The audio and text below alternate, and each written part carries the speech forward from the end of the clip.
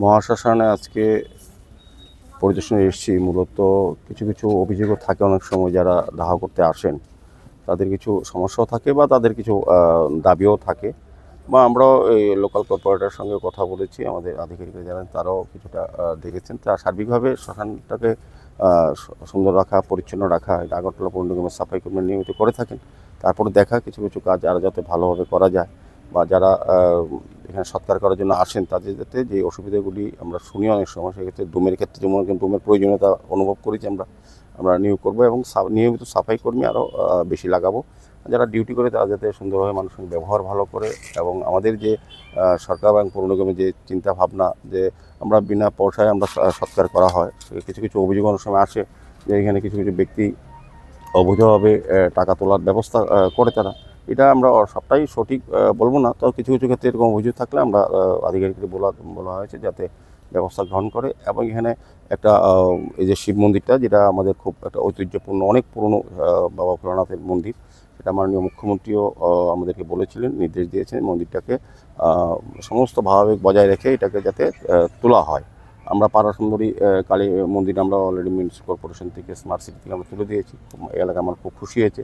এখানে যারা ধর্মপ্রাণ ব্যক্তিরা আছেন, যারা পুজো করেন, তাদের একটা দাবি যে মন্দিরটা যেহেতু বর্ষার সময় এখানে জল ওঠে, নদীর পাড়ে যেহেতু শ্মশানটা এবং মন্দিরটা, তো ফ্লাডের সময় জল থাকে, তো সেটাকে তুলে যাতে তারা পূজা অর্চনা করতে পারে, ধর্মীয় কাজ করতে পারে, সেদিকে তারা আবেদন রেখেছিলেন। মাননীয় মুখ্যমন্ত্রীও আমাদেরকে দেখার জন্য একটা বলেছেন, নির্দেশ দিয়েছেন। সেই মোতাবেক আমরা, আমাদের কমিশনার সাহেব আছেন, আমাদের স্মার্ট সিটি সিও সাহেবও আছেন, এবং আমাদের এখানে যিনি কর্পোরেটর জাহ্নবী দাস চৌধুরী মহোদয়, MAC member Tusharkanti Bhattacharya, corporate নীতি সহ আমাদের সমস্ত আধিকারিকরা, ইঞ্জিনিয়াররা সবাই এসছেন। সার্বিকভাবে শ্মশানটাকে আরও যাতে উন্নত পরিষেবা মানুষকে দেওয়া যায়, সেদিকে লক্ষ্য রেখে কিছু কিছু পরিকল্পনা গ্রহণ করে। যেখানে একটা ঘাটের সমস্যা ছিল, আমি স্মার্ট সিটি মিশনের যিনি লিমিটেড যিনি সিও আছেন, শৈলেশ যাদবজিকে আমরা বলেছি, উনি বলেছেন যে এর মধ্যেই ঘাটটা করে দেবেন, যাতে যারা সৎকারের জন্য আসে তারা যাতে অস্থি বিসর্জনের ক্ষেত্রে নদীতে নেমে জল সংগ্রহ করতে পারে। এবং অন্যান্য বিষয়গুলো আমরা দেখেছি। আমাদের আগরতলা মিউনিসিপাল কর্পোরেশনের এই শ্মশানে যে একটা অফিস থাকে,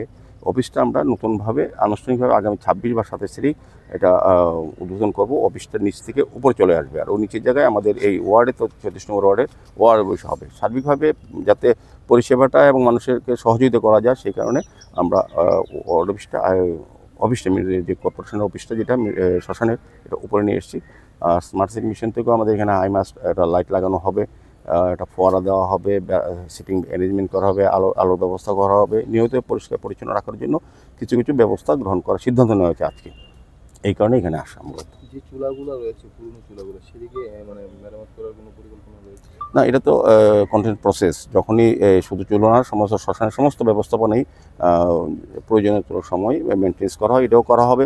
এবং আমরা আরও দুটো এখানে ইলেকট্রিক চুল্লি বসানো হবে, এটা অলরেডি স্যাংশন হয়ে গেছে। কাজে আমার মনে হয় সৎকারের জন্য যে পরিমাণ এখানে দেহ আনা হয় বা আসে, যে পরিসংখ্যান, সে অনুযায়ী যথেষ্ট ব্যবস্থাপনা আছে।